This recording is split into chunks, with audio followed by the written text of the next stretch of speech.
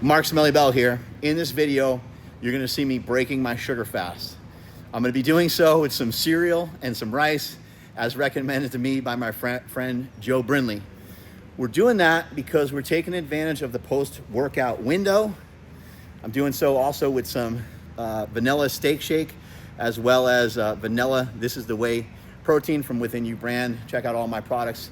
When you got a moment, go over to withinyoubrand.com. Yes, I do have protein shakes still on my days that I'm not sugar fasting. That's where I'll throw in stuff like that. Maybe I'll throw in some omega-3s or have some salmon and stuff like that too, because I'm going after different nutrients on whenever I break the sugar fast.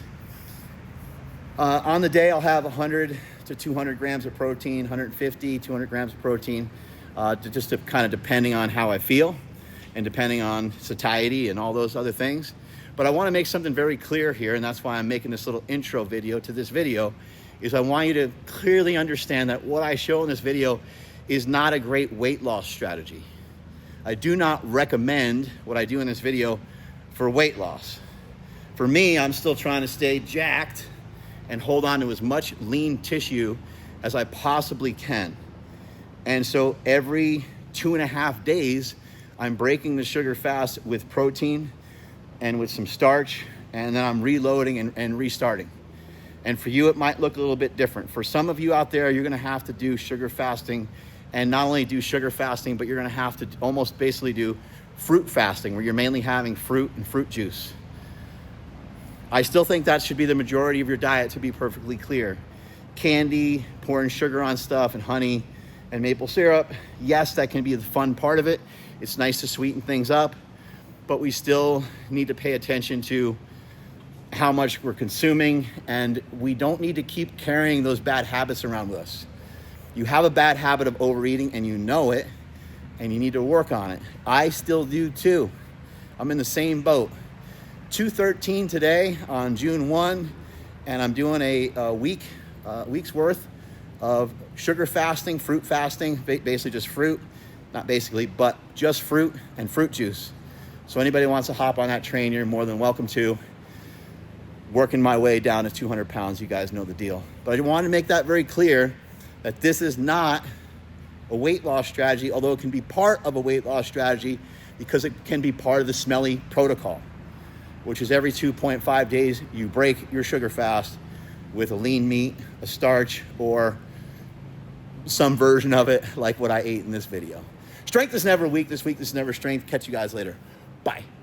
Mark Smelly here, talking about a full day of eating, doing the sugar diet, AKA sugar fasting. Remember, sugar diet and sugar fasting are synonymous. Sugar fasting is not necessarily a diet, although for some people they may choose to do it 100 days in a row because maybe they need to lose a lot of weight. For other people, maybe you just choose to do it periodically, a couple times a week, to help manage weight. Anyway, I'm going to show you what I eat when I'm doing a sugar fast. Today is going to be a little bit unique because I'm not actually sugar fasting today, but I'm going to be showing you guys all different strategies that I utilize. I just call today a smelly day, AKA a bumstead day. Figured why not call it someone who's insanely jacked and tan, but it's kind of like a bodybuilding day. But I am starting the day out with the sugar fast. So there's some different strategies and different ways that I've shared so far about how to do a sugar fast. I have talked about like an intermittent fasting version of an intermittent sugar fast. And that would be like where you spend the first like 16 hours of the day doing a sugar fast. And then later on in the evening, maybe you have lean meat and a starch. But I want to make clear that that's not actually part of the sugar diet or sugar fasting. Okay, so hopefully people understand. If we're talking about sugar fasting / sugar diet, we are just talking about some of the things I'm going to eat right now, which is fruit juice, honey, sugar, candy, maple syrup. I think I hit everything there. So I'm going to throw everything in this cup and we're going to make a big ass smoothie. The smoothie that I've been making has around 1,000 calories. I think yesterday it was like maybe 300 grams of carbs or something like that. Then I might have some candy afterwards. I am just kind of like, for the sake of everybody, I'm just like measuring stuff out a little bit. but I don't really measure or weigh. Yesterday I had 4,000 calories. I went up over 1,000 grams of carbohydrates. And maybe as Ryan and I put these videos together, we'll do our best to provide you guys with the stats, because we can just chat GPT it now and we don't have to weigh stuff and worry about it. We can just kind of eyeball stuff. So I'll try to shout stuff out as we're doing this to give you guys the best, most accurate account. But I don't really care that much about, pricking my finger and some of these other things. People are saying, where is CGM? They want me to do all these things for you guys to be the sacrificial lamb, but I don't really care that much about that stuff. And one of the reasons why I'm not wearing a continued glucose monitor is because I have worn one before, but I didn't like it. It just kept on telling me all kinds of weird stuff because it wasn't calibrated to me. So I was like, forget this thing. And so I gave up on it almost immediately. But if I was to wear a continued glucose monitor, if I was to start pricking my finger, because I have test strips in my pantry that I can test it right now, what would I compare it to? I've never done that before, so I don't know anything about that. So I don't have anything to compare it to. I will get some blood work done. I will try to meet you guys halfway. I will get a DEXA scan, but I'm shredded, so who cares? Anyway, let's make this breakfast bonanza fruit bomb. I like dates quite a bit too. I got dates. I got figs. I got some mandarin oranges in a little bit of like syrup. I like those a lot. Peaches, frosted flakes, and some of these other things that are up here. These guys, these might be more for post-workout today. We'll kind of see. But again, that's not part of the sugar diet. That's what all people want to is they want to eat, like all these sugary sweet things. This would be in a category of being a starch. And remember, when you're doing a sugar fast, no fat, no protein, no starch. No fat, no protein, no starch. So anyway, these are these peach halves, and those are really amazing. But for now, we need this. Ka-ching! And we'll get some maple syrup. We'll get some honey. We'll get some this apricot jam. Yeah, this is like the weirdest. Like, they can't make this. Like, I'm not even bothering to go to Jamba Juice because they can't make this there. This is like top secret stuff. Something to keep in mind for those of you that want to be like really nitpicky about everything. Bananas contain more starch. The greener that the banana is, the more starchy and more fibery stuff that it has. It's not bad. Doesn't mean you can't have bananas. But if you want to be super technical about it, you might be better off having bananas and things like figs and things like dates post-workout, because they do have more starch, and starch requires more insulin than fructose, which is what you're primarily getting from fruit. Let's see. We're going to throw in. I like to buy a lot of frozen fruit. So you can see the freezer has been taken over by a bunch of frozen fruit, mixed berries. We'll grab some of these guys. Boom. Grab some cherries. I like these a lot. Dark cherries are amazing. By the way, frozen fruit right out of the freezer. I can't open that because I got tallow hands. And frozen mangoes right out of the freezer are amazing. You can eat them right out of the bag. And pineapple.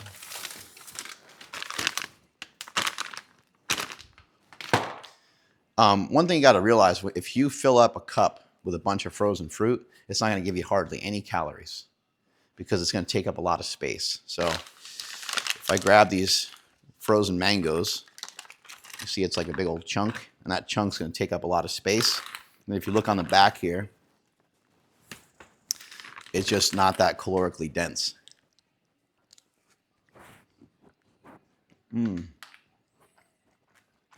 Mango.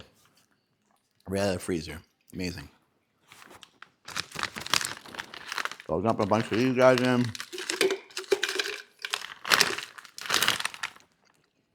That's a decent amount. I like getting a good variety of stuff in there rather than like just one fruit all the way. Let's see. That's good for that. Get some mixed berries in there. So some people keep talking about, like, you know, how they think this diet's so unhealthy. By the time you do a couple days of this fast, of this sugar fast, you'll be down a couple pounds already. And that's the healthiest thing for most people to do. So many people out there are they're heavy, you know, and they need to lose weight. And even people in fitness, like so many people in fitness are, they're not the weight that they want to be. They still want to lose another 10 or 15 and so on. And there's really nothing unhealthy about that. I'm telling you guys, this stuff frozen out of the freezer, unbelievable. I know there's a lot of questions about like losing muscle mass. I'll address that. Here's what I think. I think it's very hard for your body to lose muscle mass when your glycogen stores are full. Glycogen stores in your muscles, in your liver, and in your bloodstream are full.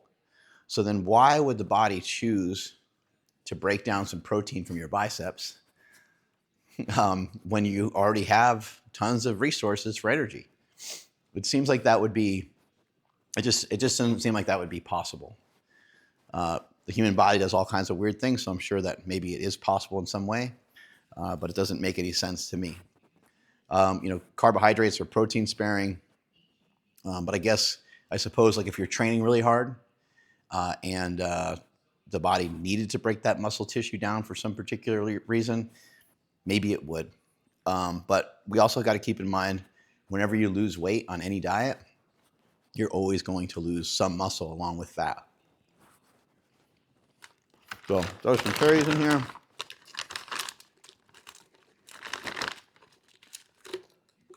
Now we're getting pretty full. Look at that. I should have threw some of my other stuff in there earlier, but we got to throw juice in there. The juice is going to bring up the caloric density a lot.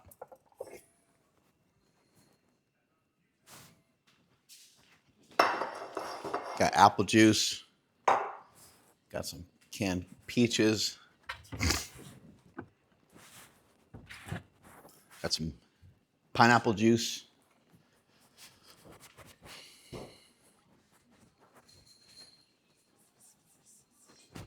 Got like beef tallow lotion that I put all over my body, and then I can't open up anything or do anything. There we go. Some pineapple juice. I'm not too worried about, like, you know, the juices being like, you know, this or that way. Like I'm just buying whatever from the store. But this one I think is like unfiltered, which I don't really know what the difference is, but I do buy stuff like that. And then I modify a lot of stuff too. So I'll take like this. I take this. I'll take these peach halves right here, and this is how you sugar. This is how you sugar fast. You do stuff like this. You just dump a bunch of sugar in there, like that. Because there's not that many calories in this either, and so it's like we need calories. One of the biggest mistakes people can do on this diet is to be a calorie counting cunt and to try to be in a caloric deficit. That's not what we're trying to do on this diet. You might end up in one anyway because you eat a lot, because you're eating a lot, and maybe the density, or sorry, maybe the volume of the food ends up being quite a bit, and also maybe because the macronutrients is just sugar. Maybe you won't go over your calories, but you're not trying to be in a deficit. We're not trying to be a loser. We're trying to knock people out. We're trying to win. So, got that in there. And this is like the best tasting thing ever. Yeah, that's amazing. And I already threw pineapple juice in here too. So it's even more better. We're gonna dump them, get a peach in there. Just throw one in there to top it off. Get some of that sludge in there. This is, I think it's like a grapefruit juice, or no, not grapefruit juice, white grape juice. The peaches are in, which is amazing. And let me throw some sugar in here. Get some of that in there. Don't be shy with it. Okay. Get some of this in there. Beep. Get some honey in there. The honey, I do try to buy raw honey. I don't know how big a difference it makes, but try to just get the better stuff when you can. Where's my lid? Over here. This is our new guy over here, this guy Theo. Say hi. Say hi to everybody. If you put the camera down by him, he might try to lick it. He might try to get up next to it.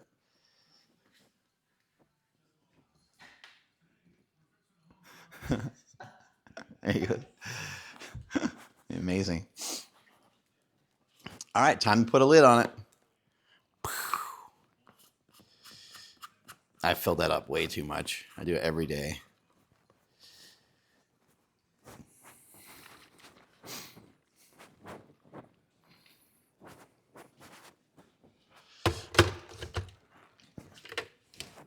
There is some interesting speculation on what you can do with sugar fasting, and I think more information will come out soon. But there's a guy named Joe Brinley, joe.english on Instagram.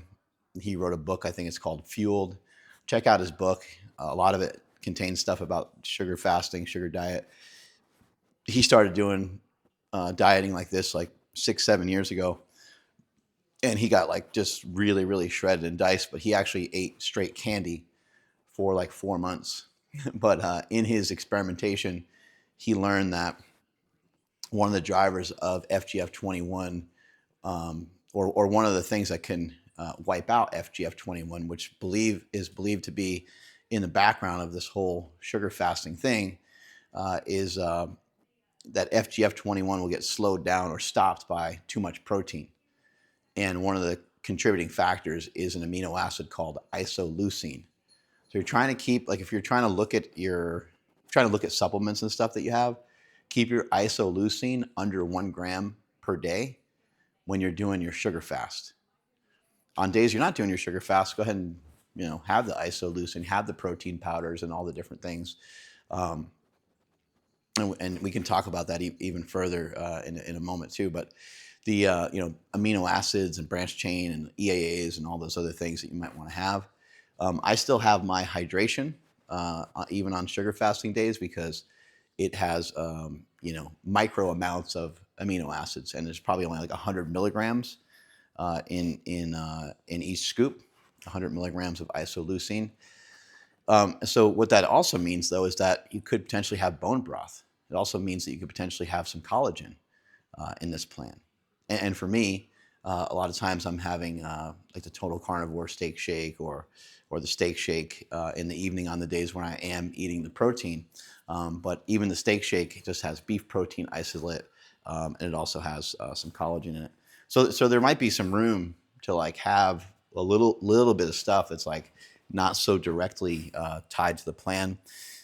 People try to ask a lot about other foods, but there's no other foods than the ones that I mentioned. There's no other foods than the things that are in this, that are comprised right in here, because I put everything in there. This has everything on the menu of a sugar fast, because it has fruit juice, sugar. I actually didn't throw any candy in there, but I have candy right here that I'll probably have before I go work out today. So that's the only ingredient that's not in there. Here we go.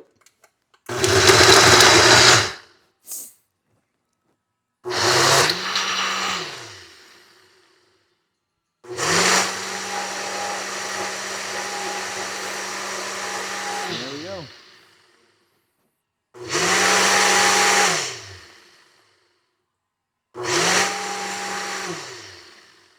We're getting there.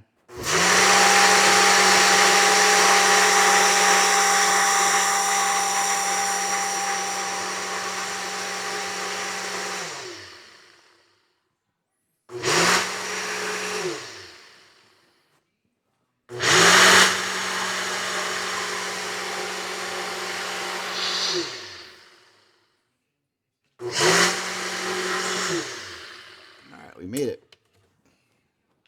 We did it.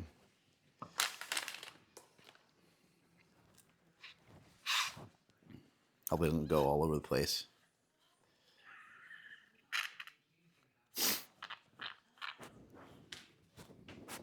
There we go. Oh, there we go. That's perfect. Like I said, they can't do this over at Jamba Juice. By the way, you might want to invest in Jamba Juice because this diet's going bonkers. The 2025 Sugar Rush.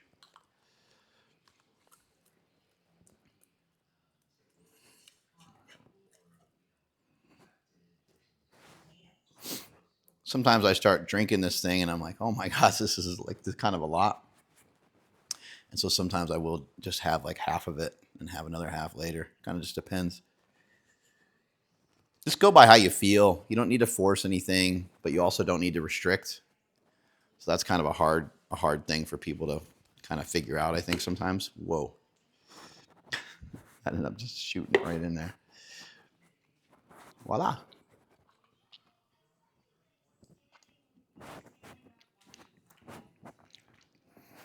I love stuff that's sweet.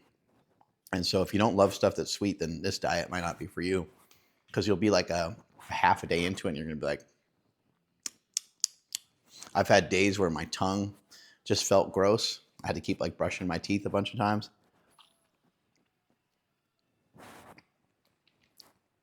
You'll have to find things that hit your flavor, your palate the right way. Put some of this stuff away.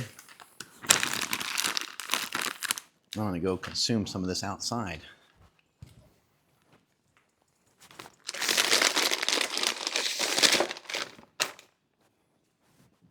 Let's go to the fridge.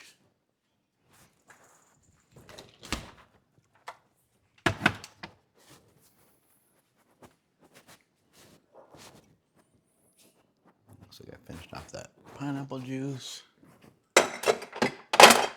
The more fruit that you eat, the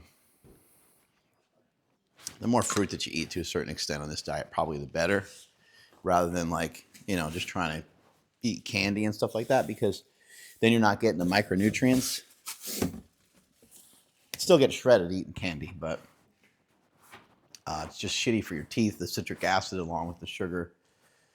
It just can be a lot. Put all this stuff back.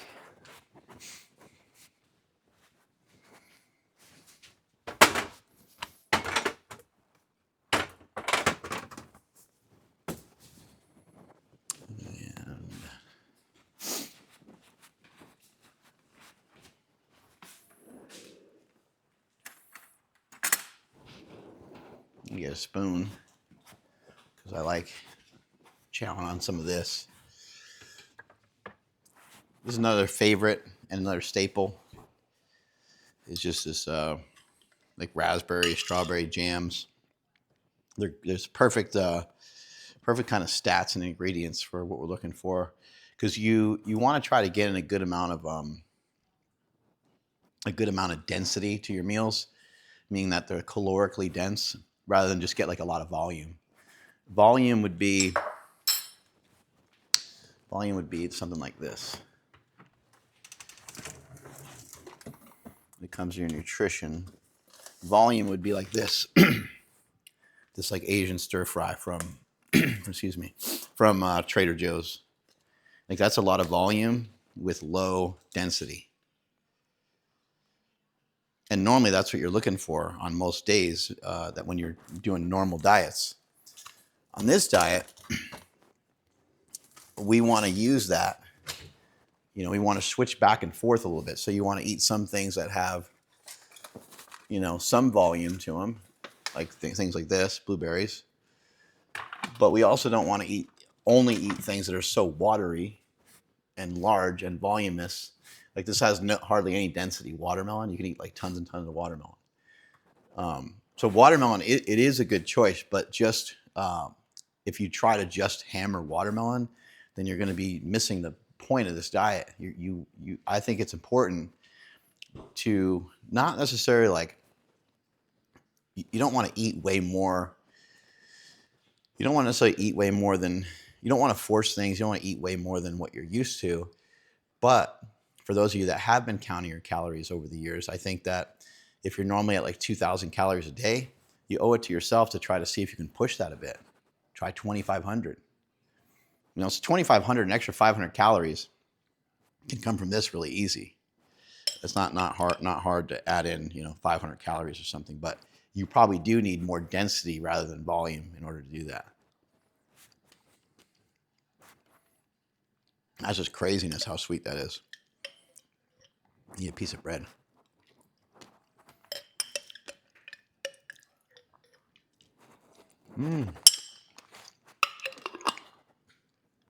That's amazing. I think also too, you can, Durian Ryder says, let your tongue kind of guide you through the day. And I think it's actually a pretty good reference because things will taste so sweet where you're just like, you're just done with it at a certain point. It just gets to be a little bit too much.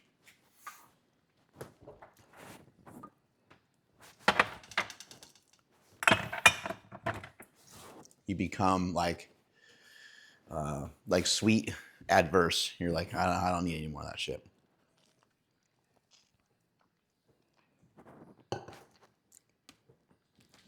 I still have this little extra here. I'm gonna drink this and then go outside.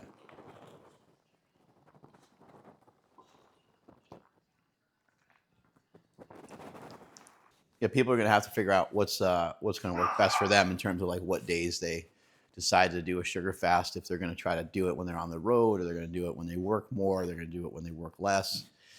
Each person's gonna have to figure that out for themselves. I usually sit in this chair over here. It just depends on the weather, but I try to get out here and not have any shoes or socks, and I just ground. Sometimes I'll have my phone with me, and I'll just be kind of like checking out how on fire my YouTube channel is. Why not take a little bit time to ground, right? Just throw that off. Just sit here for a little bit. Oh, there is a possibility that this is like a seasonal diet. There's a possibility that, this diet coincides really well with how much sunlight we have this time of year. And also, I'm a big believer in the sun, and I think the sun helps with like glucose levels and all those things too. So sometimes I'll just walk around a little bit. That's like some forward and backward stuff, and just kind of hang out down here. Every once in a while, even just like lay on the ground. It just depends. Sometimes, being out here in the country, sometimes there's like a lot of bugs, spiders, and mosquitoes, and I've been getting bit like crazy lately. Little bastards are everywhere. Even with bug spray, they still want to get me. There's my home gym over there. We'll be going over there in a little bit to get a workout in.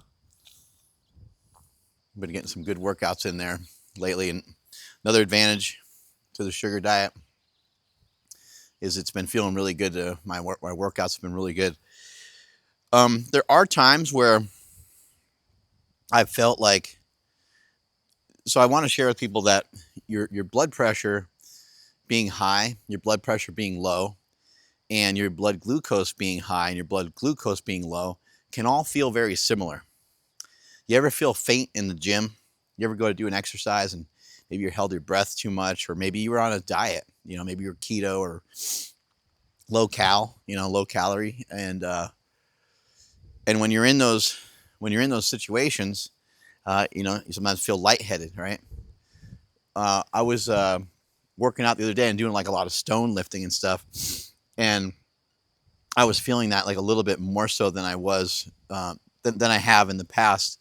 Now, stone lifting's new to me. You got to really like brace yourself for it, And so once I learned to kind of breathe the right way, then I was doing way better. But I do want to share like some of the ups and downs, because there's ups and downs and there's pitfalls to every diet. Like when the carnivore diet hit, people had so many questions about it. and people were like shitting their pants, and some people were feeling amazing, and some people weren't, right? And the same thing has happened with keto. The same thing happens with any dietary intervention. If it fits your macros, what's hit YouTube real hard in like 2014 or something like that. Same thing. People had tons of questions, and some people thrived on it, and some people like still weren't losing weight, even though mathematically and scientifically it should work out perfectly, right? So there have been people who have been hitting me up who say that they feel that their glucose levels are maybe all over the place. Well, for those people, and if that happens to you, ask yourself, what did you just eat? How many carbohydrates did you just ingest in the last maybe 3-4 hours? And how used to it are you? If you're coming from carnivore, then it might take you a little while to recalibrate and get adjusted to this. So start out with, something that's got like 100 grams of carbs in it, or 75 grams of carbs, and like see how your body takes to that. Because 75 grams of carbohydrates from fruit would still be quite a bit. That might be like a couple oranges, like that's a decent amount of food, right? So you might not want to do like your first time through, you might not want to do this shake right here. And like I said, for today, I'm probably just going to eat like half this and go train, because I don't want all this like sitting in my stomach. And like don't make yourself feel like shit is a big part of my point here. So I've also have sat there, watching TV after I've ingested 400 or 500 carbs, and I'm kind of like fucking fired up, like I want to go do something. Well, I just learned, okay, well, don't do that. When you're not doing much, maybe just peel back the amount that you're consuming, and that's where you could use more volume rather than like just going full throttle on the density, on the amount of calories, the amount of sugar that you're consuming. Some people have been reporting, having issues with their stomach on this diet. Be careful of things that are like, hard to put in a blender, like peaches and apples. Those are all great. Like I think that the apple skins and the skin and the cellulose and some of that stuff is great, but it can sometimes mess up your stomach. Most of the time with something like berries, it's like most people I know, they don't usually have issues with berries. But if you were like go to town on some berries, then maybe you're going to hurt your stomach a little bit. So, because they are fibrous. Just try to find things that aren't going to like really, bother your gut. I found dates to just be pretty easy to eat, and they're delicious. They're super sweet. Honey's not going to bother anybody. Like it's literally honey and sugar. Sounds ridiculous, but maybe just make yourself a warm glass of sugar. Dump a little sugar in there, or you can have a coffee. I know Cole is not really a fan of caffeine. Cole Robinson, Snake Diet Wizard. He, he's the one that kind of formulated this diet and brought all this stuff together. And he's not a big fan of caffeine. And I think that this diet is a great opportunity to get off of caffeine. But, if you wanted a cup of coffee, you might want to do like what I do, which is I just have decaf. But I haven't had coffee in like weeks. Since I started this diet, there's been no reason for it. Energy's been high. Energy's been feeling good. You guys see the amount of content that I'm putting out. You guys see how excited I am about this diet. And I'm excited about it because I think it gives a lot of people hope. And most of the days that I've done a straight sugar fast, I've lost weight. I think there was only one time where I didn't lose any weight. But even yesterday when I had 1,000 grams of sugar, over 1,000 grams of sugar from the smoothies and the food that I ate, I still lost about a half a pound. Woke up today at a new low, 206. So 207 yesterday, like 207.8 or something like that. And I guess so I lost 0.8 pounds, I guess it was. 206 this morning, and just trending downward, just still losing some weight, getting leaner. When I did my bodybuilding show, so if people are going to try to compare stuff of me of like years ago or it's just going to be not a good comparison because, like, if people are like, oh, he's lost, a ton of muscle mass or whatever, I'm just not nearly as big as I was when I competed for my bodybuilding show. On stage, I think I was like 230 or 235. But that was just, I was on tons of gear. I was on Test, Masteron, yeah, the trifecta, Test, Masteron, and Tren. 3 cc's of each 3 times a week. Talk about dedication, everybody, huh? How's that? I mean, that's that's what I don't know, that's what I felt I needed to do. And even then I wasn't that big compared to like a real bodybuilder. I was in good shape and all that, but bodybuilding's tough. It's a tough sport. It's the reason why I only did it once. It's pretty brutal. I also want to point out there's a lot of ways to get in shape, There's a lot of men and women on Instagram that are in tremendous shape that don't do a sugar fast. So this could be a great option for you, but it also may not even be necessary. I have friends asking me questions that are in amazing shape too, and I'm like, I don't even know if they need to worry about it, I do think that the advantage of the sugar fast over a lot of stuff we've seen in the past is that it could just be used the way that, and Seema and I have talked about fasting forever on our show. Just be used as a fast. Just look at it that way. It's just a fast, but it's just with sugar. So if you had a week where you were away on vacation or a weekend where you just ate a little bit of whatever, go 1-to-1 with effed up days and a sugar fast. Every time you F up, right? Throw in a sugar fast. That'd be great. For people that are heavier, they might need a 3 or 4-to-1 ratio of how many sugar fasts they do in comparison to like off days. So they might need to go 2 or 3 days straight sugar fast, day off, 2 or 3 days straight sugar fast, and so on.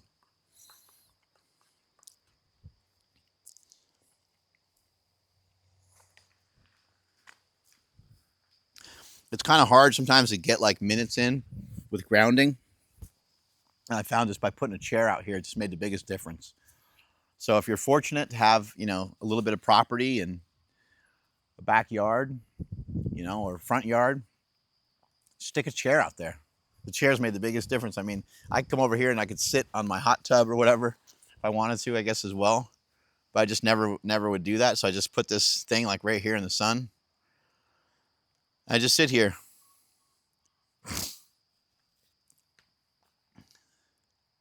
One thing that is happening to me that's kind of interesting, and I got nothing to bitch about, but like when I sit down or if I'm doing like push-ups or something, like my skin, like you can see how I can start to pull the skin away.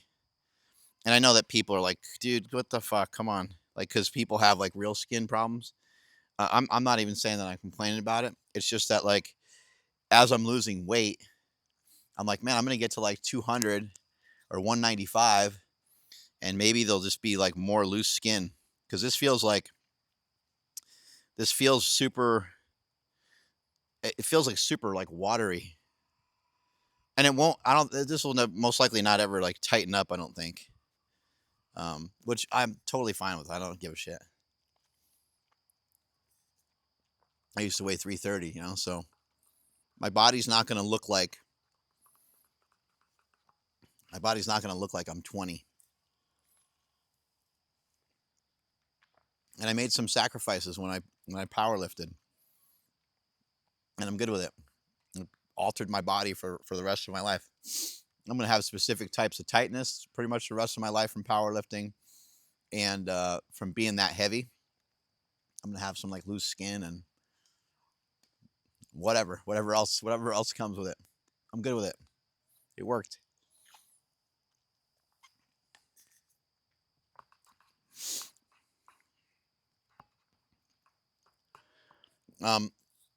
For people looking for like nuanced stuff and performance stuff, again, I want to recommend that ebook from Joe Brinley.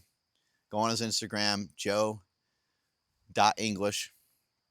and click on, there's like a little YouTube link thing there in his profile. You click on that, and then an option to buy a book will come up. I think you should just go buy it. because there's going to be people that are going to be doing something similar to him coming up, because they're going to turn this sugar fast in like performance. You know, like sugar fasting right now is for weight loss, but people are going to start to incorporate it for performance purposes. And you might as well just get on with the latest information and go check out Joe's book, because that guy he's years ahead of people in a lot of ways. He's also Professor Nuts. He made like these nuts that have these like weird fats in them that your body doesn't absorb as much. Whatever the case, it's interesting product. It tastes good. It gives people a decent way of eating some peanut butter. But he has a supplement company. I think it's called like 80 Project. That's the name of it. He's had that for years. He's really big on like health and performance and all that. But post workout, he's speculating. He thinks it's a good idea for a lot of people to, on days that they're not sugar fasting, just to throw in some of those starches, because he's a believer in getting that FGF21 up, but also having disruptors of it here and there. And starch and meat and stuff like that would be a disruptor. It would slow it back down again, and then you want to get its rev back up the next day or what have you. He also is the one that told me that fructose is like the key player in this whole thing.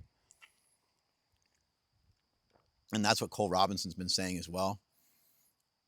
And that's interesting, because like we hear fructose or high fructose corn syrup, immediately we think it's bad and unhealthy. And it probably is, especially when you're eating it with, in a standard American diet. It's awful for you. It's just awful. But look what happened with sodium too, right? Sodium's bad for you. Is sodium still bad for you, or is it good for you now? Well, it's like, it's still kind of bad for you if you're on the standard American diet. It actually might make some sense to watch your sodium, because you're over consuming calories, you're energy toxic, and you have extra sodium, you have extra bloat. You're eating all these carbohydrates and fats together. You're bloated as all hell. I mean, you see it in people's faces how bloated people are. And then on top of that, they're high sodium. It's like, yeah, that's a recipe for disaster, because now your blood pressure is high, your arteries are getting stopped up, and your blood is getting sludgy and slow, because you have sleep apnea. Now that slow, dirty blood is trying to shift around through your body, and it's trying to pass through arteries that are tighter and smaller, because they're filling up with plaque. And then your blood pressure is higher, because it's trying to stuff that sludgy blood, to have it circulate throughout your body. And that's a recipe for, a heart attack and a stroke. Strokes are way up. And some people sometimes think they go back and they want to blame it on sodium, and they're not completely incorrect. So that's where people in the fitness industry or people in the know will be like, no, you need to eat more sodium. It's like, well, hold on a second. Who are we telling that to? If you tell that to a big fat fuck, it's a mistake. It has to be somebody that is at least working on their health, somebody who's at least working on their diet, and then it might be appropriate. That's what makes it so hard discussing and talking on YouTube, is I'm talking to everybody. So sodium can be quote unquote bad for one person, but yet great for most. It's probably great for most, for people to have, decent amount of sodium. But on this plan, you're loading up on a lot of potassium because of how much fruit you're eating. And so you're getting your hydration from the other side. One thing to make sure that you do is make sure that you drink water. And I would still add some salt to stuff here and there, but you don't need to be going crazy with it like you did when you were low carb. It's just like totally unnecessary, and might not be great from a health perspective to really, really overdo the salts. So even though I sell a hydration product and I'm a fan of Element and all these other brands, and I think it's cool that the word's gotten out that salt can be a performance enhancer, just do shit normal. Like when you consume this much juice, you're not going to feel the need to like down as much water, although you still need to drink water. Water is really important, by the way, for helping you to clear glucose. So don't only eat the fruit. Like the fruit's going to make it harder for you to like pee, which is fine, but you want to still make sure that you have, some fluidness to your urination, like when you have to pee, you pee like somewhat strongly, I guess you would say. And if you're peeing like more dull or or it's like some of that pressure is slowed down, you need to up your water, or if your pee is just like a different color. Doesn't mean you're dehydrated all the time when your pee is a different color. It means that like sometimes it means you're dehydrated, but other times it just means that you haven't diluted the minerals in your body. So your pee like basically always has a color to it. Even if you pee kind of clearish, if you were to pee into something, then you would see that it's not completely clear. It just kind of looks that way because it's dilution. Oh, it's like if you were to take like really yellow urine and just pour some water in there, well, that's what you're doing when you're drinking water. You're diluting it a bit. The key is we don't want to dilute so much. People are addicted to water. They drink too much water a lot of times, and you can dilute all those vitamins, minerals, and stuff that we need. People have a lot of questions about the macros. I've been trying to post stuff up the best I can. I don't count stuff a lot of times. But basically fats for the day are 0, and so is protein. So there's nothing to track there. And carbs are like unlimited. So there's really nothing to track there either. I would say, try to have, 3-ish meals a day, 2-3 meals a day, maybe a snack. But that would be one thing I would caution against is like trying to blast your insulin levels to the moon all day long. It might not be a good idea. So I'll have this after I train. I'll have another meal, and then I might have like a late lunch, early dinner, and then a dinner, and then that should be about it. Sometimes after I eat, well, always after my dinner, I'll want to eat something again. So, maybe I'll have one more thing. Maybe I'll eat some of those jarred peaches I showed you guys.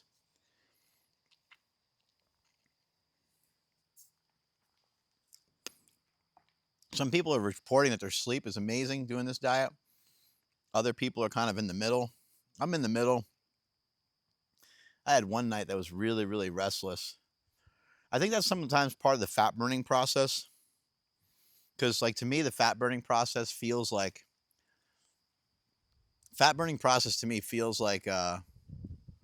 you're kind of wired. Whenever you're burning fat in any diet, you feel like a little bit wired. You're like a little crackhead-ish. When you're not in that, that latter half of a bodybuilding diet, that's not what I'm talking about. But when you first start to burn fat, before you start getting really depleted, you feel like an energy surge. You feel like a euphoria. But then you also, for some reason, feel wired. So you have this almost like angst, a little bit of anxiety almost, that you can get when you're doing this diet and you're in that fat burning zone. You're burning through like a lot of energy. One of the Pete isms, Ray Pete said, and I talked to Joe Brinley about this too, and I'm trying to gather more information, but the more that you burn, the more energy that you're burning through, the more substrate you need. So the more vitamins and minerals that you need. And that might be another reason why this diet works so good, because you're hammering so many great nutrients when you're hammering all this fruit. So you might want to be cautious on how much literal sugar you're consuming and making sure that sugar isn't replacing some of the too many of the calories from fruit, because fruit's going to be important for the macronutrient, but the micronutrients can be important. So just something to be aware of, because the more energy that we burn, the more that we're going to find that we're going to need more, magnesium and just vitamin C, maybe vitamin B. A lot of things can kind of play into it. I actually think moving forward, as we continue to learn, there'll probably be more of a need for like some B vitamins, which I think is a common thing amongst vegetarians. Even though you're only doing this for a few days usually.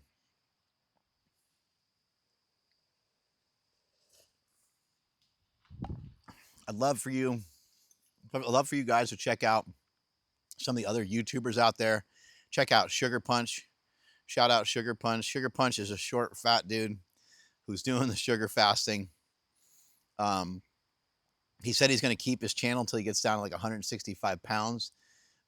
Go give that guy some support. He's new. Like, he's not a fucking dietitian or a fitness guy. He's a short, fat guy who decided to take a leap and to have the courage to film himself on this journey. And I think it's awesome. I think he weighs like 220 or he maybe was 220 or 230, but I want to say he's like 5'5" or something like that. Yeah, and he's just trying to film his experience every day. He's just following what Cole's saying. I think, I don't know how much he follows my stuff. I know he follows me. I don't know how much, how closely he's following the information, but he's following a lot of Cole's stuff, and I wish him luck. I hope to see him down to that 165 range, or at least under 180 would be great at his height. Skeleton City. Check out Skeleton City. He's got some of the best fans, because his fans usually just leave him that little death logo, the skeleton head, because he really has taken Skeleton City to a whole nother level. Because Cole Robinson talks a lot of times about getting skinny, and he's like, I want you to be skinny. I want you to look like a crackhead. I want you to go to Skeleton City. So this other guy started a YouTube channel called Skeleton City. He looks like he might be 6'1" or 6'2", and he got all the way down to like 130 or 140 pounds. So he's literally in Skeleton City. But he wanted to lose weight. He wanted to be in better shape, and I think he's happy with the results he's getting from the sugar fast. But one of the reasons I want you to check him out is because he made a pyramid. He made a food pyramid, and it's a tiered system that shows you different levels of the sugar diet. He shows the top level being the like 5, 6, 7 things I mentioned: candy, sugar, honey, maple syrup, fruit, and fruit juice. He shows you those things. Okay, that's tier 1, and it's like this tiny part of the top of the triangle. And tier 1 is for your fastest weight loss. Tier 2 is like you maybe mixing in like a little bit of lean meat and starch. Tier 3, like it just keeps getting dirtier and dirtier, and you go all the way down to tier 5 when you're like off the rails. But he's like, it's okay, if you get to tier 5 and you're having a cheat day or whatever it is, you go right back to tier 1. That's a good way of looking at it. So he did an excellent job of making that pyramid. You guys should just screenshot that. It's a good piece of information to have, and it's a good visual of what we're trying to do. Because what I want to tell people is, and I'll shoot a whole separate video on this too, is when it comes to sugar fasting, you're gonna have days off, of the sugar fast. But I think you need to be a little cautious with what you do on the day off. I think you can do whatever diet you want. You can do whatever protocol you want, and occasionally you can just literally do whatever you want. But I think for some people, you have to be careful with that. And just realize the more reckless that you are on those off days, the more sugar fasting you'll have to do. So if you spend all day Saturday, you wake up first thing in the morning and have, a bagel with cream cheese, another bagel with bacon, egg, and cheese on it. And then for lunch, you go to McDonald's, and then, for dinner, you're just kind of going kind of hog wild, and you have like a bunch of ice cream and pizza and so on. Well, that's going to cost you something. Like a day like that, if I did that, I would say, okay, that's 3 sugar fasts. I owe myself 3 sugar fasts kind of make up for that. So that would be kind of the way I'm looking at some of this stuff. So rather than like mess up everything that you've been doing and mess up your progress and have to take 3 days just to fix one day, just have those days be a little bit more modest. You know, pull back a little bit. Go for some sushi, okay? Then when sushi's done with, go for some frozen yogurt. There's a decent compromise. You still get the taste of ice cream. Frozen yogurt's not something you're keeping stored at your house. You're going and getting it right at the store. And yeah, there's a lot of damage you could do if you get all the toppings and stuff, but it's already lower fat. It's going to have high amounts of sugar. At sushi, maybe you kept it, a little bit humble there too. Just the cleaner that you are on those off days, the less of the sugar fasting you'll even have to mess with. You kind of think of it that way. There's a lot of ways to do this. You can do this, you can do this sugar fast 100 days in a row, 30 days in a row, or you can take 30 days and spread it out over 3 months. You see what I'm saying here? Like if you do 30 days of sugar fasting, it should still lead to quarter pound, half pound weight loss, probably almost each time you do it. Not for everybody. Results are going to vary.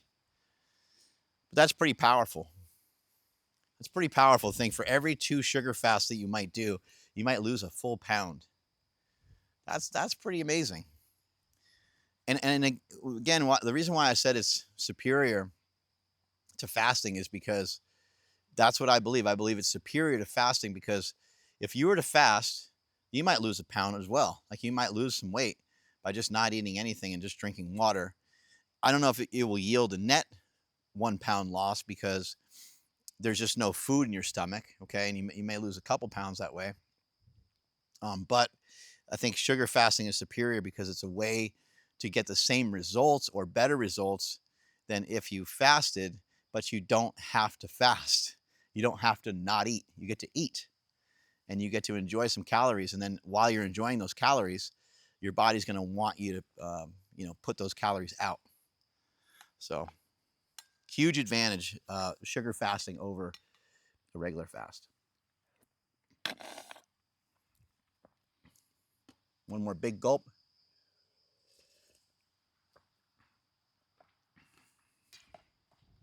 We're getting to the bottom, but you can see I still have a decent amount left there.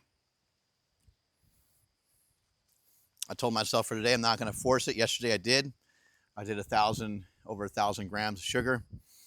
Did over 4,000 calories. Just doesn't seem like I need quite that much, so I'm going to stick the rest of this in the fridge. I'm going to be a quitter and probably have a little candy, and then I'll probably hit the gym for a workout. All right, we're rolling. Yep. All right, also forgot about applesauce. Applesauce is another great thing on this diet. But who the hell cares about applesauce, and who cares about all this fruit and stuff like that, right? No one really gives a shit about that. Everyone's here for this. Everyone's here for the candy, right? Everyone's here for the jelly beans and all this stuff. Interestingly enough, I like candy. I like, peanut butter cups and Snickers bars and those kinds of things. I love candy that has fat in it. I have never really been a big fan of any of these kinds of candies. I still don't care about them that much, but it is nice to get like something super sweet like this every once in a while. I just have this cup here because I was messing with ChatGPT and having it give me some information on how many calories I'm consuming with some of these sugars, but it makes up a tiny percentage of my diet. I might eat maybe like, I'd say maybe like this amount of candy, and it's not even every day. But like there's a Pyrex show, like is there any, maybe on that side. But you can see like this, just not a lot, right? That's not that much. But it is a decent amount of sugar. It's a decent amount of carbohydrate. It's a decent amount of dye. All the different dyes are in here. I was going to be nerdy and kind of like look up stuff and try to find some candies that don't have dye in it. Maybe you guys have some recommendations. Because I know like in other countries they don't have the same shitty stuff in there. But I like, these are Starburst jelly beans. I like having like a decent amount of those in there, and then every once in a while I end up getting one of the Sour Patch Kids in there too. And sometimes they're stuck together, if I'm lucky. So I already had plenty of sugar for today from that smoothie. But this is just like more for fun. I'll just eat a couple of these before I go train. Maybe like a handful, or maybe 2. Takes a while to chew this stuff. I don't know how.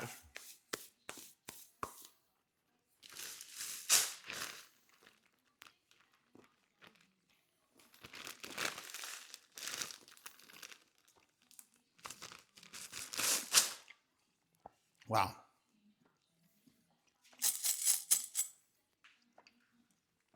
Every time I eat any sugar, I immediately go brush my teeth.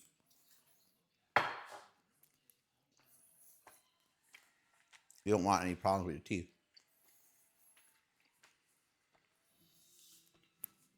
A hack, got a little hack here for people that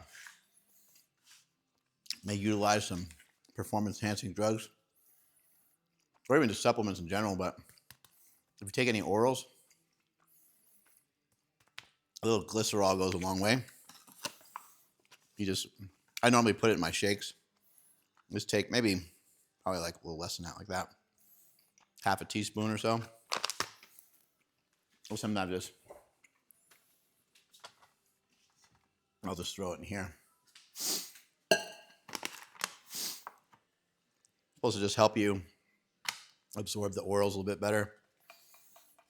You just mix her in. Has next to no flavor. And one of the reasons why you would want to do that, especially on this diet, you're not consuming any like fats.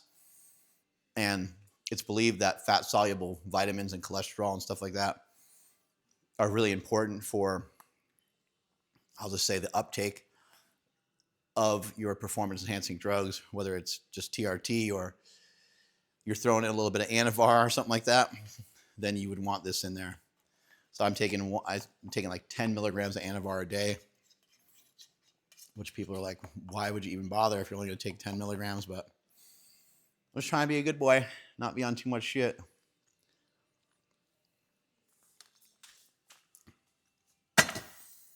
Well, there we go. I mean, this thing is going to last me forever. You know, if I go to the movies or something with my family, then I might, you know, consume a little bit more candy for that particular day. But again, this is a small percentage of the diet. However, you could get completely shredded with these types of sugars because fructose is gonna burn. And it's gonna launch your FGF21 through the roof, is my belief and speculation on that. Another interesting thing, which I mentioned earlier, is that fructose is a great way to train your insulin sensitivity, to recalibrate your insulin sensitivity. You know, by a show of hands, who came to us from, you know, carnivore or keto, or just really low carb for a long time, or even low calorie for a long time?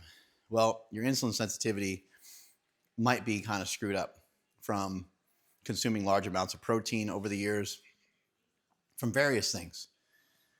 Even just from like being inconsistent. Like some of us are inconsistent sometimes, right? So that was always my concern with carnivore. It's like, well, what happens to people when they're inconsistent? When they're trying to carnivore, they carnivore for 3 days, but then they fall off. They carnivore for 3 days and they fall off. To me, that sounds like a recipe for disaster. It sounds like a recipe for diabetes and heart disease. And I've seen so many people fall into that category. They like would lose a little bit of weight doing carnivore. They could hold on for just a couple days, and then they would cheat. They go, now you're on a mixed diet. Now you're on a massively mixed diet. With the sugar fasting, as you get lean, you can change your routine. So when you start to lose weight, you lose 40 pounds, 60 pounds. You start to lose those amounts of weights. Now you can kind of change the plan. You can change things up a little bit. It's not like, you know, I think people have this idea about diet, and they have this idea about being wealthy. They think that you're going to get in such good shape, or you're going to get so ripped that when you get there, you get to just relax. I made it. And it's not what happens. It's not the way that it works. However, you do have a lot more freedom. You will have a lot more wiggle room. So when you are jacked and tan, you could be more of a chameleon with your diet, and you can say like, oh yeah, I'm gonna just eat that bacon cheeseburger with the bread. I'm not gonna give a shit about it, and I'm gonna eat the fries, because you sort of earned your spot at that table, if that makes sense. It's you can afford it, right? Right? Does that make sense? You can afford it. Whereas a lot of people, they really overstretch themselves, and they have like a $600 or $700 a month car payment, which doesn't make sense for like if you make like 50 or 60 grand a year. It's like that's a really horrible idea. In fact, a lot of times people say if you can't buy it twice, flat out don't buy it at all. Shit, that's a pretty tough rule, but okay. What could you buy twice? Maybe the same thing with your food. If you can't afford to do double that, so like let's say I have a day where it's a blowout day and you have like 5,000 calories worth of shit. Well, if you can't afford 10,000 calories, maybe you just don't even bother with the 5,000 calorie cheat in the first place because you haven't earned it quite yet. You haven't gotten there quite yet. And so that's why I want to encourage people, like when they do sugar fasting, try to select another diet in between. So you do like 2-3 days in a row of a sugar fast. That's great. But on that day off, I just don't want to see you go haywire. I'm not saying that you can't. I'm saying I would love to see you prescribe to the vertical diet, the war on carbs, a carnivore diet, like something, just adhere to something, a keto diet, or whatever the diets were that you were following before. Maybe you're counting your macros on that day, or you're counting your calories. Maybe that's a day where you go back to having, 2,000 calories. By the way, every guy, and I know you're guilty of this, you little bitch. Every guy is on the same fucking macro count. Every guy's on the same calorie count. I don't even have to look at your fucking journal. I don't need to know anything about you. Okay, you have 2,000 calories a day. You have 200 grams of protein every day. And you have about 200 to 300 carbs. And you have about 80 grams of fat a day. Boom, I just nailed you. And your diet's not working. You've been doing that perpetually forever. And then you try to take, like, okay, I'm going to take out 250 calories. And I want to see what that, and I'm going to walk an extra 40 steps a day. I'm going to see what happens with that. I'm going to start to get my dressing on the side, right? All these little stupid things that people do to manipulate things. And it doesn't work incredibly well. It can work, but what happens when you go from 2,000 calories down closer to 1,800 calories? And then what? Then what are you going to do? You're at 1,600 calories. You might be losing a little bit of fat, but you're also going to be losing your mind. Horrible way to do things. I've had a problem with it from day one. I always felt in my heart that it's not the right way to go. Don't track. I don't want you to track. Like, again, if you're going to track on an off day or something like that, that makes more sense to me. But most of the time when people are tracking their calories, they're trying to do so in an effort to be in a caloric deficit. And the whole entire thinking of it and the whole entire plan is wrong. All the apps and all the different things that are supposed to assist and help you with that, they need to be lit on fire, and we should just light them on fire today. They are not useful. I know they've helped people over the years. They've helped some people manage their body weight, so I'm not going to completely neglect that. But I think people need to be more so in tune with, and perhaps they do learn it from counting calories. I don't know. They need to be more in tune with food choices. And I know I was just showing you a bunch of candy right here. But in this case of this diet, one of the advantages is that you're consuming something that's very calorically dense. And you're giving yourself energy. And normally, most diets won't allow you to have that much energy. And then people are like, oh, but we switch the macros up, in accordance to what you're doing, and it goes up and it goes down. And it's just like a, I don't know, it's a bunch of musical chairs. I don't think it works great. Not a fan of it. Never been. And I think that one of the reasons why I've been hopping around for some different diets is because I'm trying to find the most optimal thing. I still think keto is fucking badass, by the way. I think keto is awesome.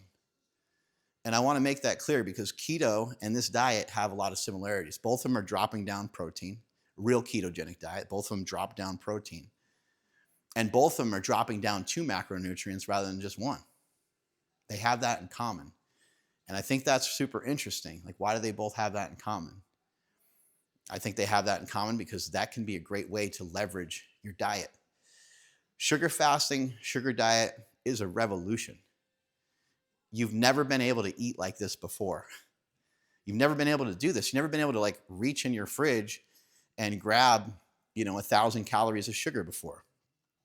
Between fruit juices and fruit, and then grab some, table sugar out of your pantry. You've never been able to manipulate things anymore. So this is like a mutant freak show version of a diet. I realize in the last, we've had access to this for the last X amount of years, but this is the first time that people are doing it. And it's really interesting. It's really fascinating, the impact it can have. And what it's doing is it's cranking your metabolism up. I've been saying for a while is your metabolism needs to be like met by something. And if it's not met by something, it's going to play to the level of energy. It's going to play to the inputs that you give it in a day. And if you give it low inputs, it's going to stay low. If you're just on that little 2,000 calorie a day diet, it's going to stay low. If you're on a 2,500 calorie a day diet, your body is going to want to produce and burn more energy. And there'll be a tipping point, right? Where that ain't going to work anymore. You can't just shoot up to 10,000 calories a day. But I think the sugar diet is here to stay. I think it's awesome. Sugar fast your ass off. Give it a shot. Strength is never a weakness. Weakness is never strength. Catch you guys later. All right, going to show you guys some stuff I'm going to eat later today. Again, this is not part of the sugar fast. This is just part of a day off.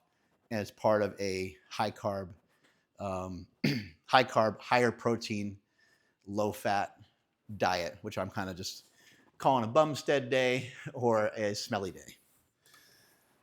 So I have some 93.7 lean ground turkey or lean ground beef from Piedmontese. So I'll be getting some good nutrients from here. Grass-fed, grass-finished, 99% lean ground turkey. Mixing these two together. Not sure what percentage we end up with when we do that because I'm not good at math, but it's about a pound of each or so, or maybe looks like there might be a little bit more turkey there than there is beef. I probably won't be able to eat all of that because I'm going to be eating it with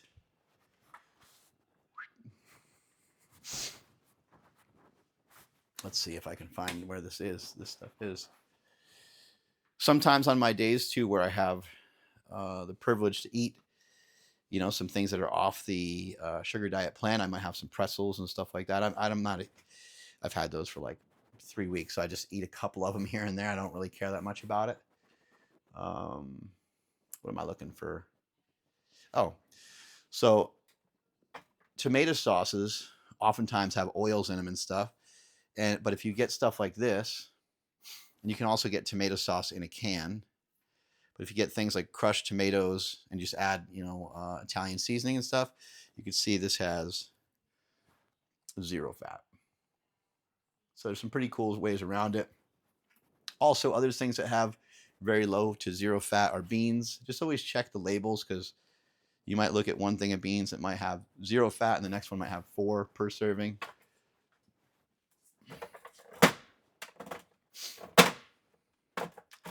I have some other tomato sauce thing in here somewhere, but anyway, that other one doesn't have any fat in it either. And my off days, I'm not trying to not have any fat.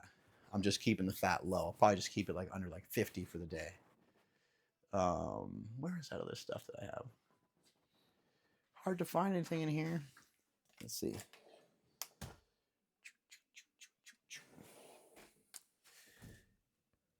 I made this the other day and it was awesome. I know that I have at least another box of it somewhere. Anyway, I'm making some pasta. I'm super excited about it, but well, I thought I was making pasta. Maybe it's in a different location. Next to our blow pops. My wife bought me some blow pops and some fireballs. Let's throw down a fireball for old time's sake. These are great. That cinnamony smell right away.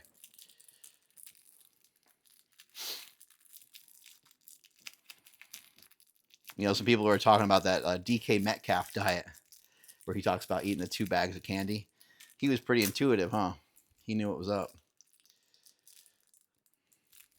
There we go. Fireball down the hatch. This is the freeze-dried fruit I always talk about.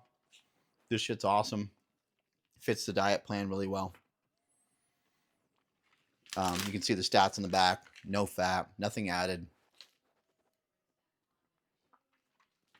I'm sorry if the microphone's picking up my Fireball. I would be a little careful with, let's see. I was going to show you dried fruit, but I don't know if I have any anymore. Oh, here's the pasta. Boom. I think this is the one. Yeah. I'll be making that up today. And obviously it's just carbs, complex carbs. So on a day off, I think, rather than just being a fat fuck and just like doing whatever you want with your diet, I think it should be a day that you're in search of some things that you're not getting when you're typically doing the sugar fast. So for today, if I could make room for it, I might also have some salmon, some pink salmon. And this is a great way to get DHA, EPA. I think it's around 4 grams of fat per serving.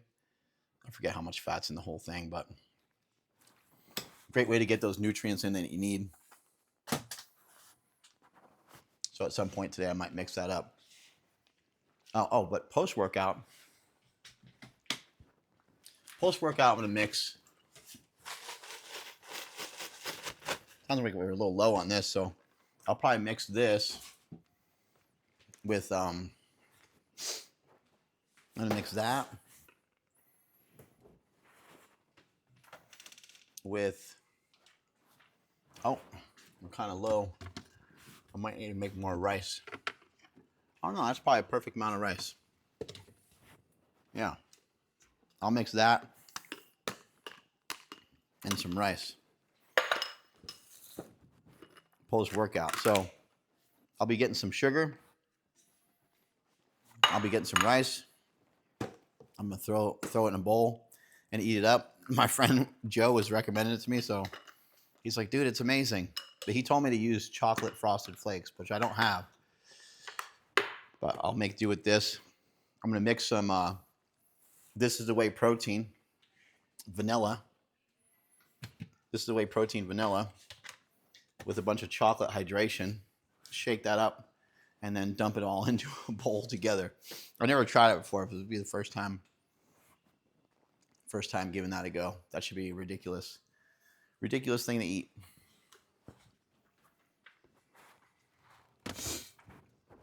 Just trying to make it fun too, right? Like just have this stuff be fun, and it's kind of cool if every day is not the same. And tomorrow, just be right back to the sugar fast. All right, time to go train. Oh, I forgot one more thing. I forgot the big hitter and the showstopper. The sourdough. Some sourdough bread. So we just throw this bitch in the oven for a little bit. Get it heated up, get it cooked up. It comes out amazing. There's some of the stats. When I made this a few days ago, I ate almost the whole thing.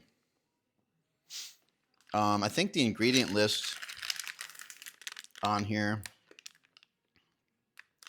the ingredients aren't crazy. You know, it's not like a crazy long-ass list of ingredients. With all this stuff, I should probably do a better job even with the candy.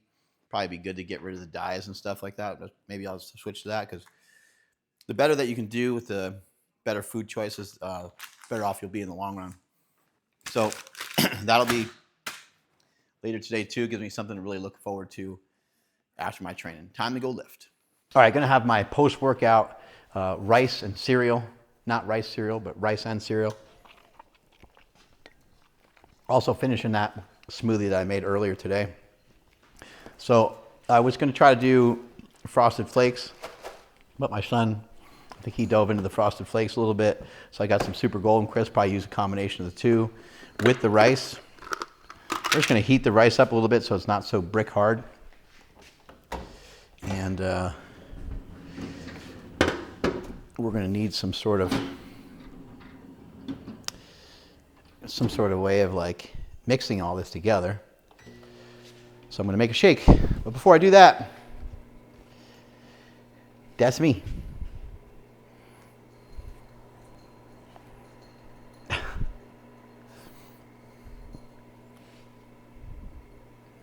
Who do you guys know that used to be that fat? I mean, come on. 330 pounds was the top weight, 206 this morning, and continuing to trend downward. There's me and my family. My family stood by me even in the fattest of times. I'm grateful. They didn't have to. They should have left me probably. Yeah, I'm excited to eat this weird combo of food here. Let's make a shake. Okay, we'll go in here. Get this cup. And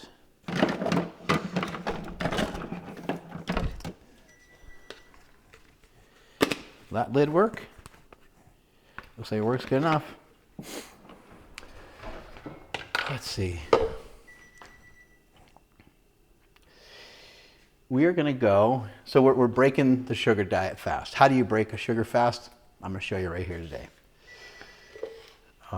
Anyone else's microwave freak out like if you don't get to the food right away?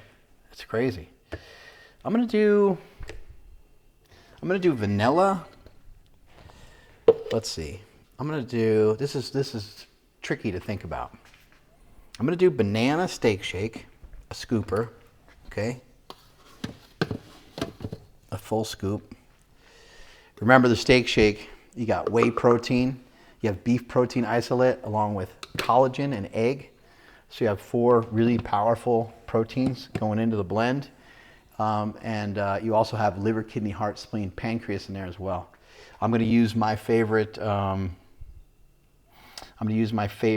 whey protein, which is My Protein from Within You brand, and it's vanilla. This is the whey protein. This is a hydrolyzed whey protein. Not many people sell hydrolyzed.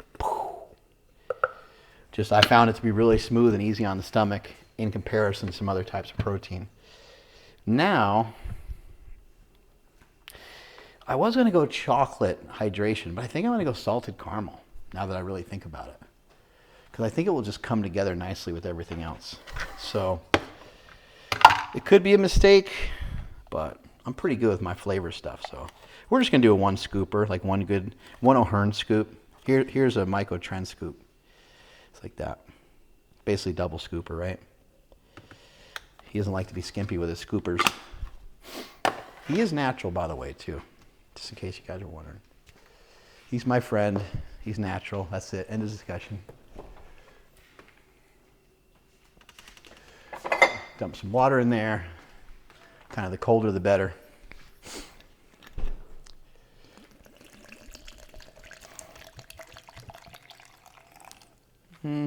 Probably need some more water than that. So we'll go over here. By the way, show you some of the little weird amenities I have around here. This is my water system that I use. A little inconvenient because the back thing here just isn't that big, and so I do have to switch it out quite a bit. But other than that, it's very convenient. It does 4 different filtrations. Obviously, it's getting rid of fluoride and other things that might be in your water. But after it does that, it's also remineralizing your water. On top of that, you can hit this little button here to get more hydrogen in your water. You can see it's ramping up there. It's basically just pushing some bubbles into your water. This is the brand Arkin. I don't think it was crazy expensive, but I don't know. Don't remember. Throw a little bit more water in there. You can get cold or hot from here, so it's super convenient in those terms. I want to say it was like $700 or something, which I don't think is too bad for having good water.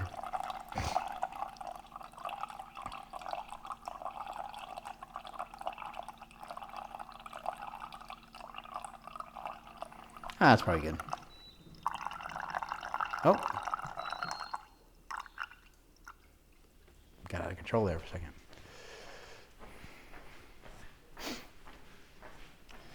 You're going to give this rice another 30 seconds. Oh, whoops. Wrong button. Boom.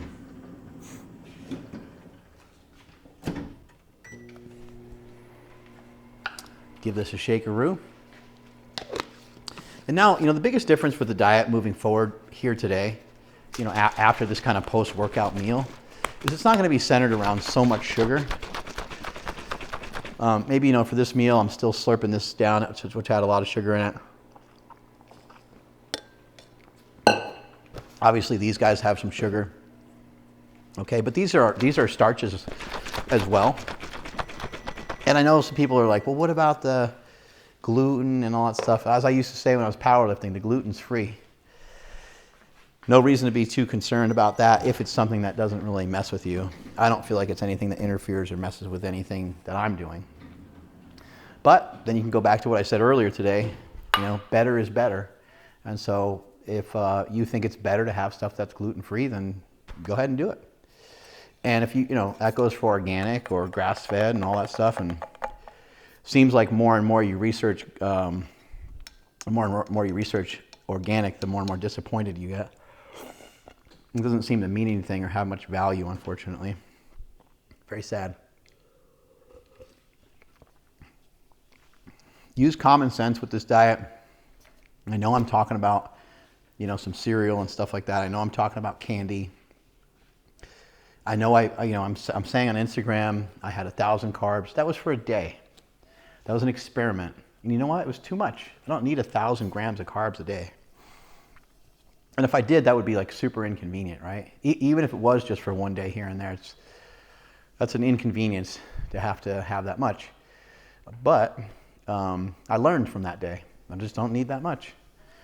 It's like kind of unsafe for me to do that, so I'm not going to mess with that again.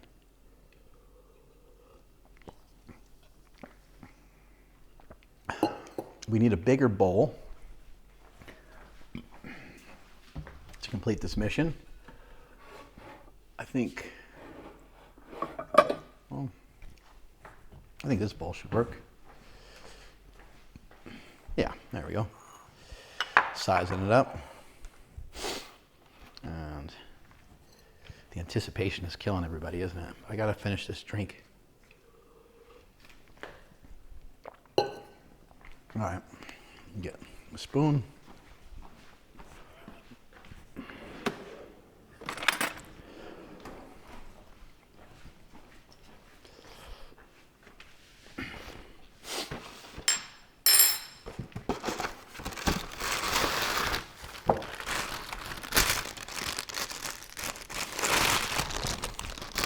Cornflakes smell good. I love it. Oh man, there's a pile of sugar at the bottom.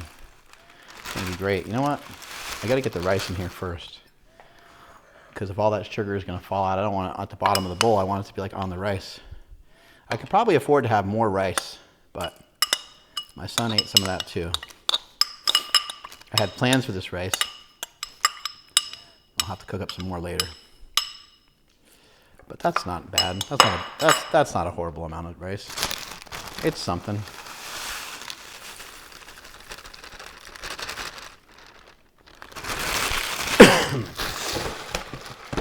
Now I'll add a little bit more substance here. And I might, in addition to having this off camera, I might eat some like rice cakes or something. This doesn't need to be like a crazy amount of food, but we'll get it. We'll get a little bit in there. How about that? That seems pretty good.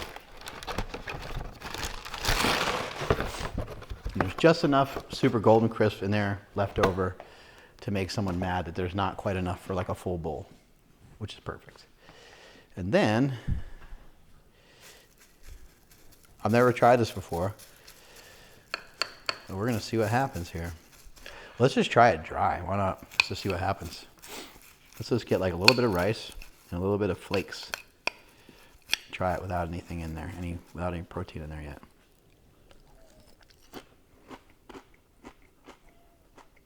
All right.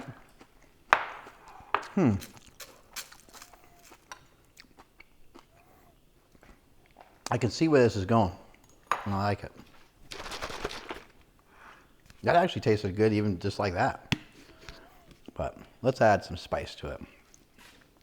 Adding some steak shake, adding some This Is The Way protein from Within You brand. And just because, add a little bit of honey. That time that was you. Excuse me. All right, let's see. I'm not big on pouring too much on my cereal. I know some people like a lot of milk on their cereal. I always like my cereal to stay like more crunchy.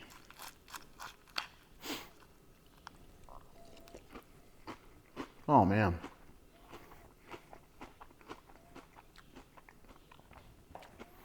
Oh. Okay. Now I get it. This is interesting. You ever have sushi that has crunchy rice with it? That's the world that we're in right now. This is super exciting. Shout out to Joe English, Joe Brinley. Holy shit, Joe.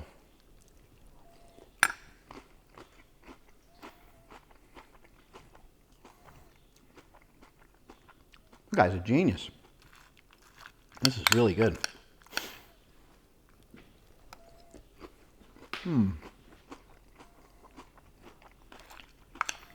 It would be better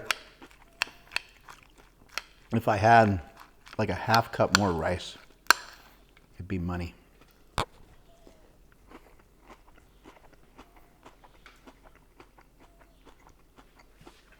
Banana steak shake. Super golden crisp. Frosted flakes. This is the way protein and some honey.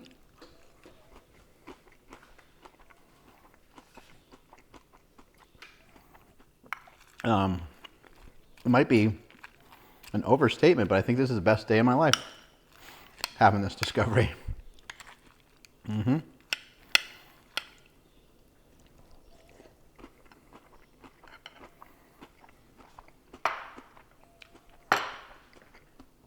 Yeah, with a little bit more rice, that would have been one of the greatest meals of all time.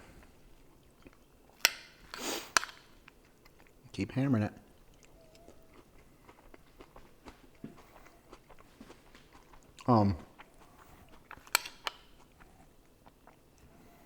Just to add more sun to the situation, this time of year, I like to go out here as much as I can. We have a beautiful sunroom, so it's nice to take advantage of this. And this is where I shoot some of my lives, some of my YouTube live stuff. Shoot it right from here. And you know, we're not really getting sun, we're not like sitting in the sun, but some of the sunlight is coming through the windows and so forth. My buddy likes to come out here, Daisy.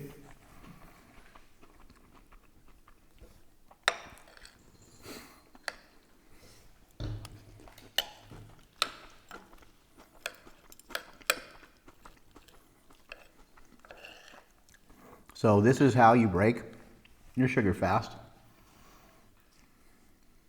You do it with something that tastes awesome. And this is just a suggestion from a friend. He said, hey, post-workout, have something that requires insulin. So have a starch. I'm having some rice. Got some fast-acting proteins here. And got some cereal, which makes the whole thing like super fun. And I've always felt a key to dieting is to have something to look forward to.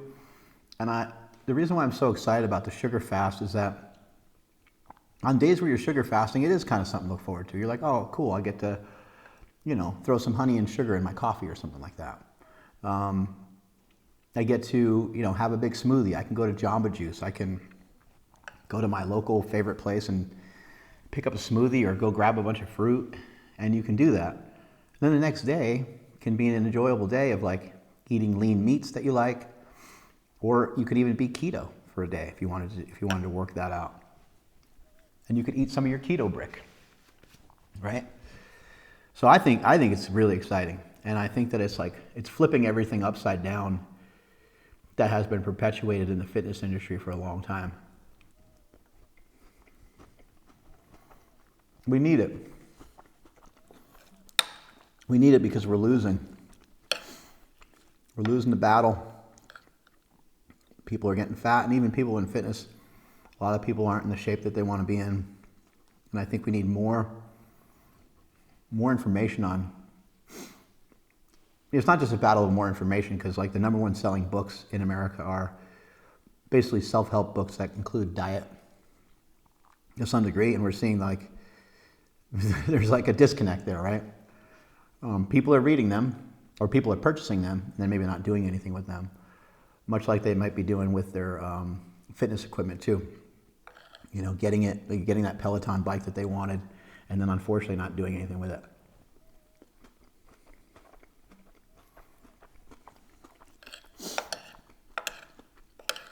But I think options are critical. You know, I think about the way my wife and I have raised our children. And sometimes it's good to like not give your kid too many options when they're really little. You gotta just tell them right and wrong, period. You know, you might just have to say, hey, get in the car, you know, and that's it, right? As they get older, you realize they want something before they get in the car. Then you start having conversation and say, okay, well, you know, maybe we're not going to buy that toy that you wanted from the store today, but maybe we can come back some other time and get it. You know, you try to present them with options, or say, hey, we're not getting that toy today, but how about I take you for some like frozen yogurt or something? You try to barter with them, right? And I think that's what we got to do with fat people. We got to do with people that are struggling with their weight. You got to barter with them and give them a lot of options.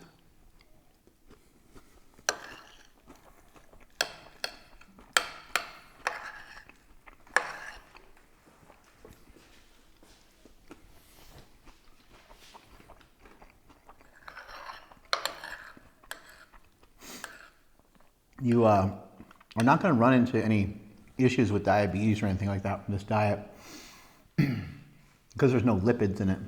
There's no fat in it. The diabetes is going to happen from having fat too.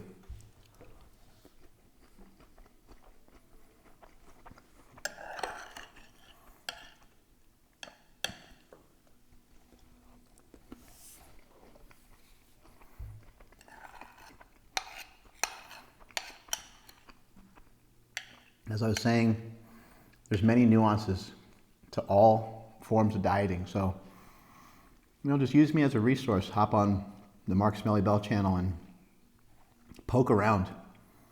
I'm committed to have the best information that's out there.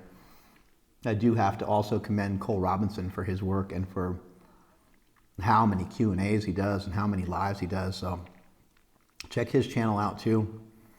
He's got amazing information. I think ultimately I have really good contact with a lot of great people. And I'm going to interview a diverse amount of people specifically talking about the sugar fasting.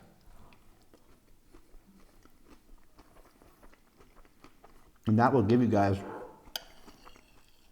different perspectives. And I probably need to talk to some of the OG vegans out there, get information from them. The star of Fat, Sick, and Nearly Dead, I should probably grab him, get him on the show. There's no reason not to try to gather as much information as we can.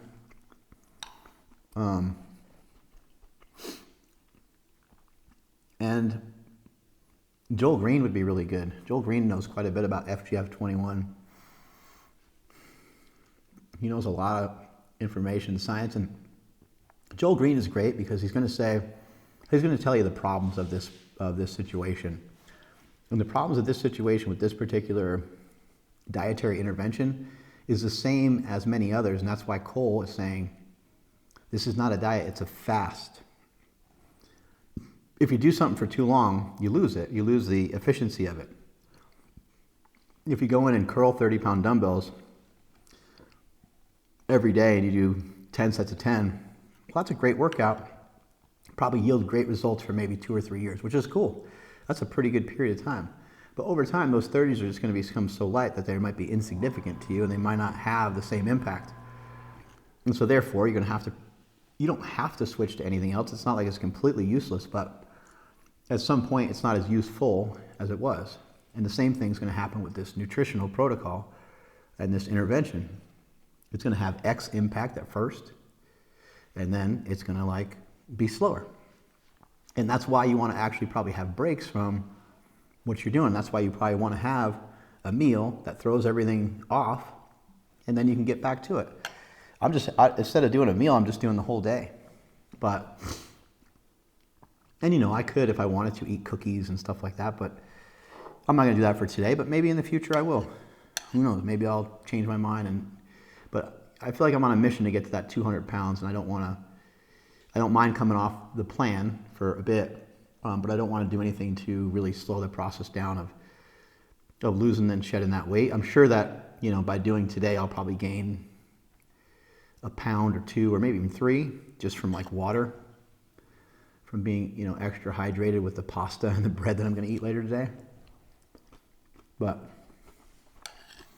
not a huge deal. But yeah, I already interviewed Cole Robinson twice. Those one interview is already up, I believe. Other interviews coming. Stan Efferding, Durian Ryder, Joe English. That's going to be a big one. Joe Brinley. That's going to be huge. And yeah, I'm just going to keep trying to gather people together and just get the best people I can to give you guys more information. Almost done. Anabology too, right? Wednesday? Mm-hmm. Oh yeah, anabology this week, right? Mm-hmm. I think it's Wednesday. Wow.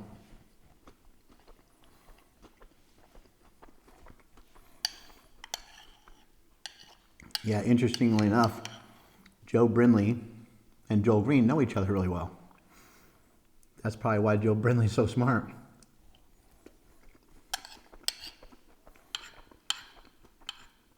He used to train at the gym together in Orange County.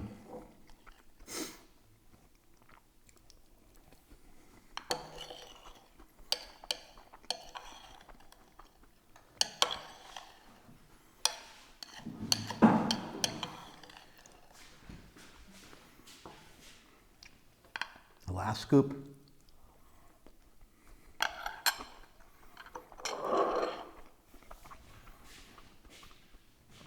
Wow. That was amazing.